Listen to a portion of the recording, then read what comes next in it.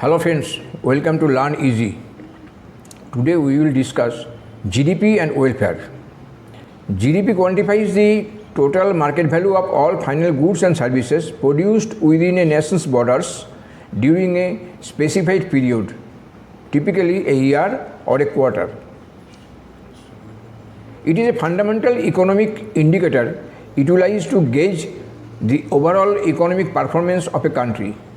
It provides insights into a country's economic health by reflecting the combined outcome of various economic activities such as consumption, investment, government spending, and net exports.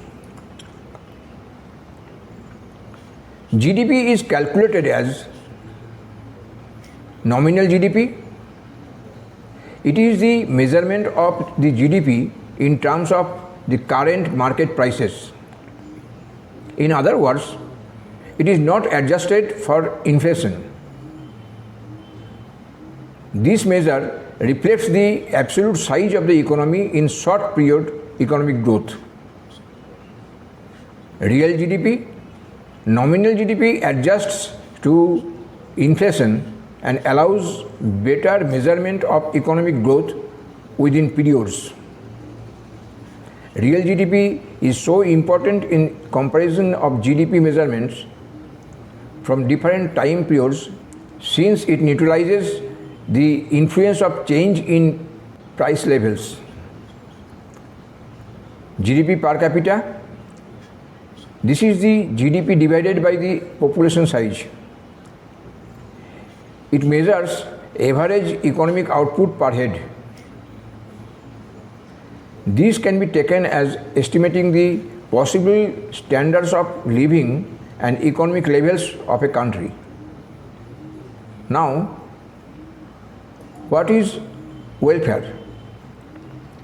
Welfare encompasses various dimensions such as material resources, access to essential services, and overall living conditions.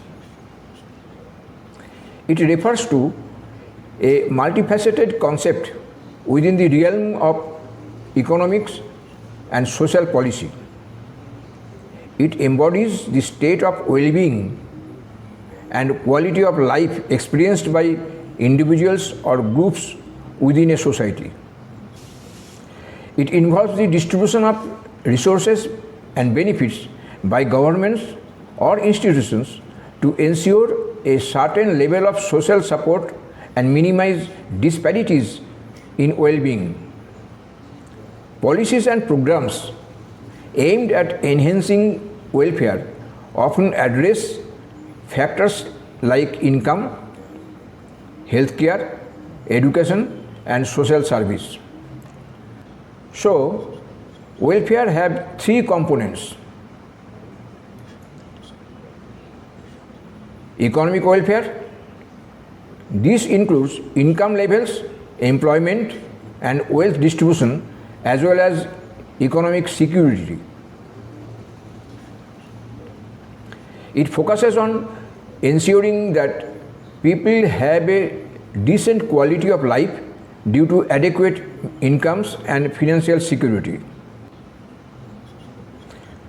Social welfare.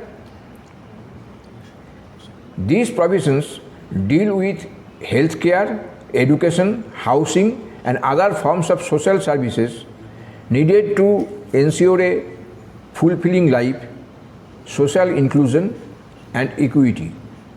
Environmental welfare. The levels of general welfare are significantly influenced by environmental health in the form of air quality, water, and natural resources. Based on these grounds, biodiversity and low levels of pollution have greater potential to offer sustainable welfare.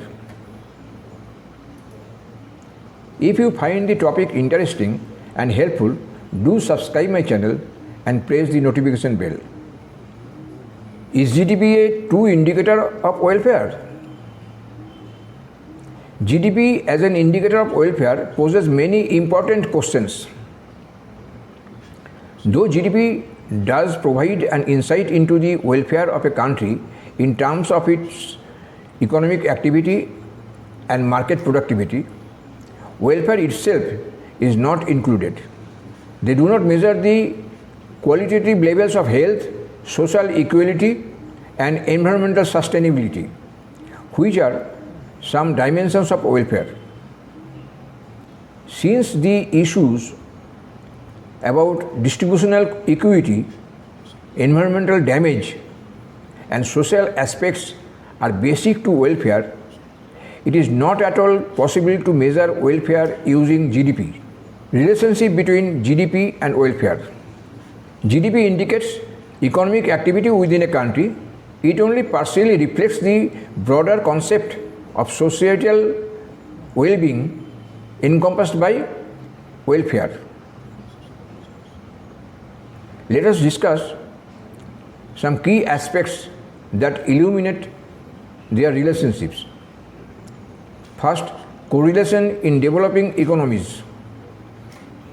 In most developing countries, the increase in GDP positively correlates with better well-being because growth in the economy translates into better employment opportunities, infrastructure development, and access to essential services. Second, material prosperity versus distribution of benefits. GDP measures the production of goods and services, often indicating material prosperity. Welfare, however, emphasizes the equitable distribution of benefits among all members of society.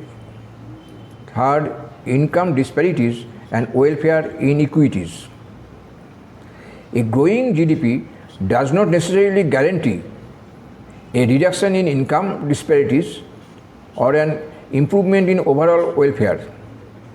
Welfare-focused policies target income inequalities and aim to ensure essential needs are met for everyone. Fourth, education and health impact on welfare.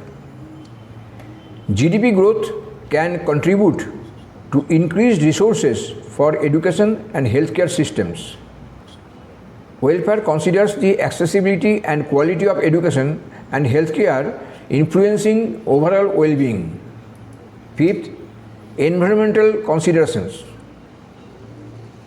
GDP growth can sometimes come at the expense of environmental degradation. Welfare-oriented approaches balance economic development with sustainability, aiming for long-term well-being. Sixth, non-monetary aspects of welfare. Welfare extends beyond monetary measures to include factors like social support, mental health, and community engagement. GDP does not capture these non-monetary aspects that play a vital role in overall welfare. 7. Disconnect in developed economies. In the developed economy, the relationship between GDP and welfare may be relatively weak. In that case, in some high-income countries, GDP increases without any perceptible contribution to well-being due to complications like income inequality or environmental degradation. Let us conclude by giving the limitations of GDP and welfare. GDP and welfare limitations. Inequality. GDP growth does not account for income distribution. A high GDP could still mean high inequality with wealth concentrated in a few hands. Environmental degradation. GDP increases can often come at an environmental cost. Economic activities contributing to GDP, like mining or manufacturing, might lead to pollution and resource depletion, which negatively impact welfare. Non-market activities. GDP excludes non-market activities.